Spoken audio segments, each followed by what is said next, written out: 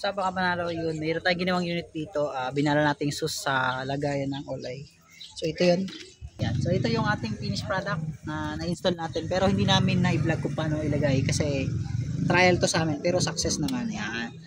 So makapansin nyo guys, ito. Bang. So yung white nya and yellow combination. Tapos meron yellow naman. So ito maganda dito, kahit araw pwede mo siyang buhayin at hindi masakit sa mata, no? Kasi nakabala siya dito. So actually nabawasan yung bato ng ilaw niya gawa nito.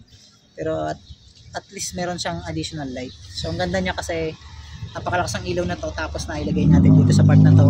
Pinakamaganda sa lahat is syempre yung forma na dagdagan, then malinis tignan sa motor, walang mga bracket. So magkakaroon nga ng ganito yung Sniper 155, maganda rin no? So wala dito lang talaga nagkaroon ng all-eye sa Sniper 150 B1 at MB2. So yun guys, sa mga gusto magpa-install nito sa amin, pasya lang kayo sa shop, lalagay natin ito. So sus nga pala yung ilaw na yan, so nilagay natin dito. So napakaganda, no? Mapansin nyo. Right? Ayan yung high beam, ito yung low beam. Okay, so punta ka doon sa malayo para makita mo. Ito thread lock natin. Bangis ano? Ay mga. Ay. Di sumasakit sa mata, no? Hindi maganda. Pero parang malulusa yung carbon. Oo, mainit. Mainit sobra.